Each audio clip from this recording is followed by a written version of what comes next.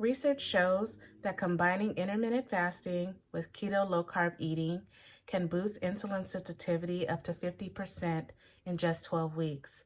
It can also lower blood pressure and inflammation significantly. Let's get into it.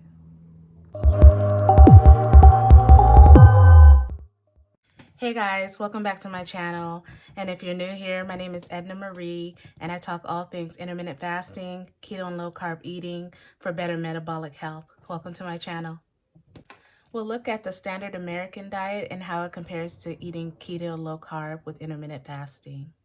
I have lost over 40 pounds and got off all blood pressure medications from doing intermittent fasting and keto low carb eating, and a lot of determination. When I started doing intermittent fasting, I pretty much learned keto and low carb eating at the same time. And after years of doing the standard American diet and not having the results that were lasting, I figured, why not try another way? Why not try another way of eating and see how it goes? And that's exactly what I did. While a person can very well be on intermittent fasting and eat whatever they want and still lose weight, that doesn't mean that they're going to be healthy. On the inside, their body is screaming. Heavy laden carby foods and foods that are laden with chemicals and have been boxed and sitting on the shelves for however long we don't even know is not good for our body. The problem is much bigger than just losing weight. If you are prone to have insulin resistance issues, type 2 diabetic, pre-diabetic, PCOS, high blood pressure, eating the standard American diet is not going to serve you at all. Keto low-carb eating is so much more effective to help you get better and to heal those ailments that you have in your body, and it'll prolong your life. For me, I knew I had insulin resistance, no doubt. I knew I probably had pre-diabetes as well. I wasn't formally diagnosed because I didn't even want to face the music. I knew I had to do something, so I decided to take action without going to the doctor because I knew it was just going to make me depressed.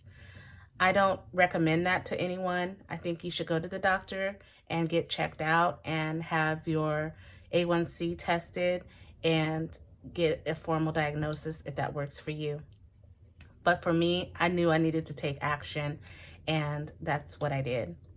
I had high blood pressure, I had anxiety and depression, and I couldn't explain why. I was pretty happy as a person, but I did notice that when I would eat sugary foods or lots of macaroni and rice and breads and pizza and junk food, majority of the time, every single day, I felt heavy laden, heavy burdened. I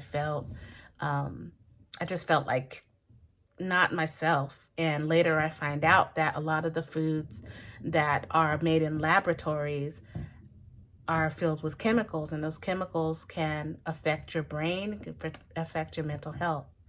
And so that was one of the big key factors that I really wanted to change as well.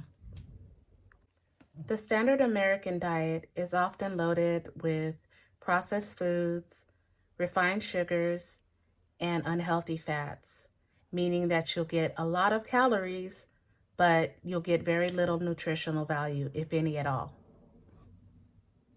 This diet tends to include breads, pasta, fast food, sugary snacks that can cause your blood sugar to spike and drop throughout the day, leaving you hungry and irritable.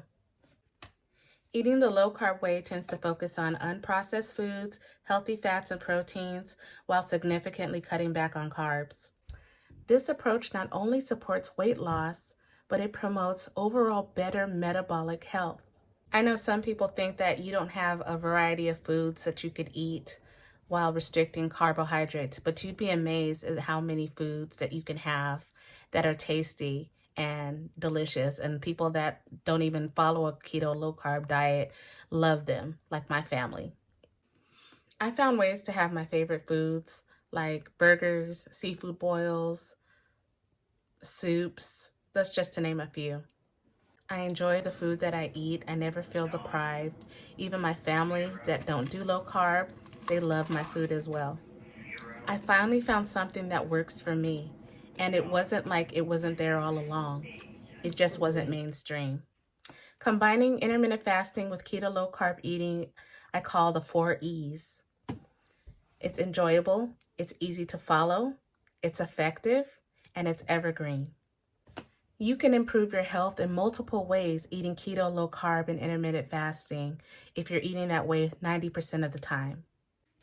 When I first started my keto, low carb journey and intermittent fasting, I had a lot of questions, even after I knew what I could eat in general. But there were some things I still had questions about, like how much dairy can I have? Is it okay to have cheese? Is it okay to have sour cream? And in general, those things are fine on a ketogenic low carb diet. But like I tell everyone, everybody is different and you're going to have to do some trial and error to see what works for you. And that's okay.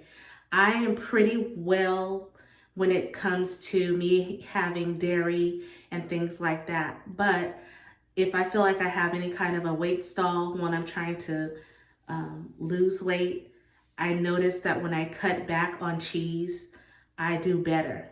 And so I do that and it's fine. It's not an issue. So things like that, you're going to learn so much about your body during this journey of yours. And again, it is not just a journey. Something like this has to be a long-term change if you want it to be effective. Who wants to do all this and change their lifestyle and get healthy only to stop and go back to your old ways and lose all of those great benefits? Not me. So keep that in mind as well. This is a lifestyle change, and like I said, if you do go off the grid, it's not going to affect you much because your normal is your low carb eating and your intermittent fasting. I believe that the keto low carb lifestyle is the foundation for best health. That doesn't mean that I think you have to stay in ketosis forever, but I feel it is the best way to correct your metabolism and to live a life healthy. The good thing about having a strong foundation in ketogenic low carb eating and intermittent fasting is that when you're grounded in that foundation, you are in better control of your life and your health. Too much body fat produces a lot of enzymes that can break down your body. There's this doctor named Matthew Nez, and he said this in a video that I watched, and it really stuck with me because it makes a lot of sense. He said food is not simply sustenance or calories added up. Food is information to your gut, to your liver, and all of your body to create the correct endocrine signal about the external environment and then how to respond metabolically. We're all in charge of our bodies at the end of the day. We are more than capable of taking care of ourselves on a metabolic level by what we eat and when we eat. It is the simplest thing that we can do for our bodies, and we're able to do that. But we have to be determined and we have to be disciplined. At the end of the day, food is our medicine. If you're looking for some good recipes that you can use to kickstart your journey, I have my cookbook called Low Carb for the Soul with some amazing foods that are delicious and you won't feel deprived, but you will feel satiated. I'll leave the link in the caption below. Please leave me a comment below if you've tried keto low carb eating with intermittent fasting. I'd love to hear your experience. Also, if you'd like to subscribe to my channel, I'd appreciate it. It would be great to hang out with you.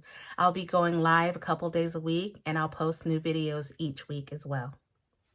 If you have any questions about keto low carb eating or intermittent fasting or doing the OMAD diet, make sure to leave me a comment and I will respond to you. Thank you guys so much for hanging out, and I can't wait to see you in the next video, and I'll see you when I go live. Take care.